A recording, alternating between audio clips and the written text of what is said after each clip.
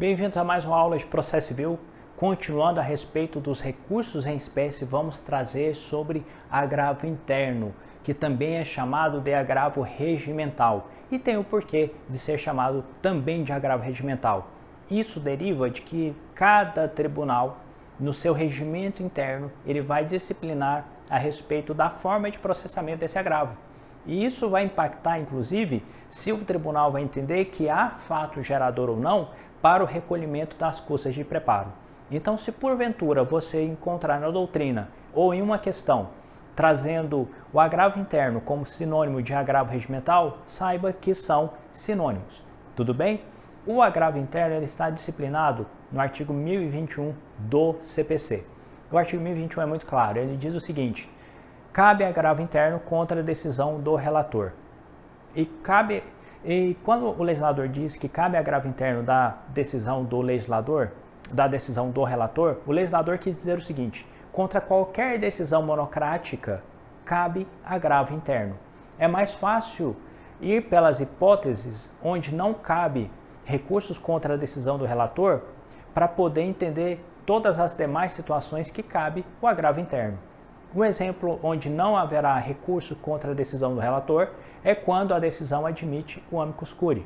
É um exemplo de uma decisão monocrática do relator que não cabe nenhum recurso. Quem pode interpor o agravo interno? Todas as pessoas que estão no artigo 996 do CPC. A parte sucumbente, o Ministério Público ou um terceiro interessado. Essas são as partes legitimadas a interporem um agravo interno. Qual que é a forma de processamento? Primeiro, o prazo para interposição do agravo interno é de 15 dias. Então, a parte sucumbente tem prazo de 15 dias para interpor o seu agravo interno, que será dirigido diretamente ao relator. O relator vai receber a petição do agravo interno, vai determinar a intimação da parte contrária para, caso ela queira, caso a parte contrária tenha interesse, apresentar no prazo também de 15 dias as suas contrarrazões.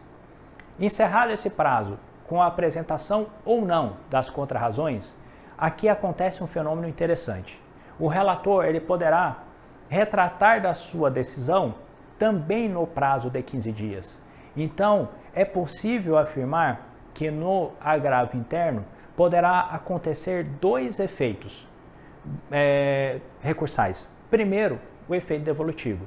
E caso houver a retratação pelo relator, haverá também o efeito regressivo. Mas anote, é muito importante você prestar atenção nesse detalhe que eu vou te falar agora. O relator ele só pode retratar da sua decisão, primeiro, se houver a interposição do agravo interno pela parte sucumbente. E depois ele tem que esperar o prazo de 15 dias para a interposição ou não das contrarrazões da parte contrária. Somente aí é que ele pode exercer a sua retratação.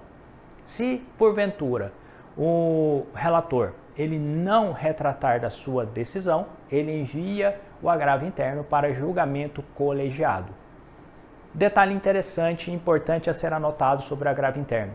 A parte que agravar de forma interna deve impugnar de forma específica todos os fundamentos da decisão, para dar regularidade formal, tá? Então, no agravo interno, a parte tem que impugnar de forma específica todos os fundamentos da decisão.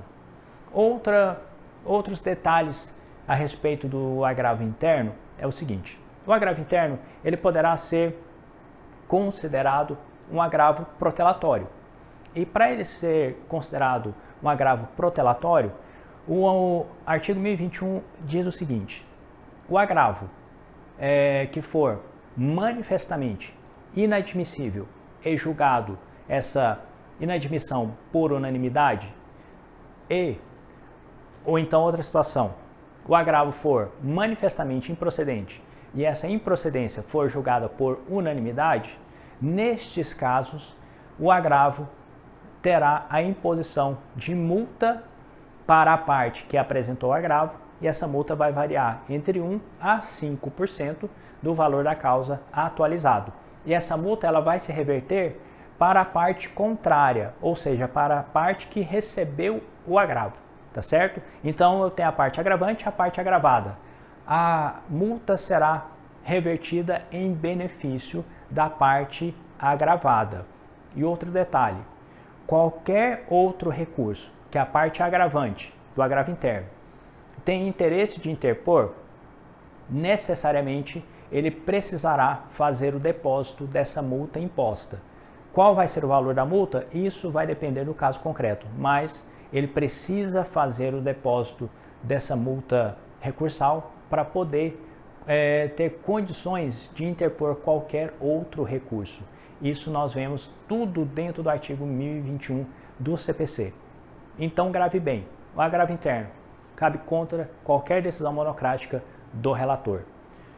No prazo de 15 dias, o relator vai intimar a parte contrária também no prazo de 15 dias para apresentar contra-razões.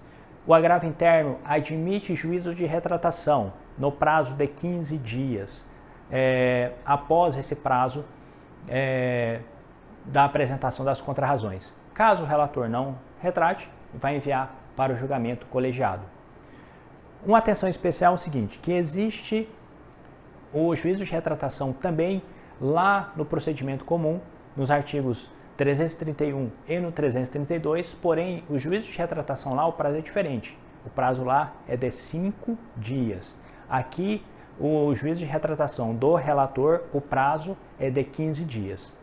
E só para finalizar, eu quero que você anote o seguinte, que o prazo para interposição do agravo interno é de 15 dias. E onde nós vamos verificar esse prazo? Primeiro, artigo 1003, parágrafo 5º do CPC, e depois, lá no artigo 1070, também do CPC.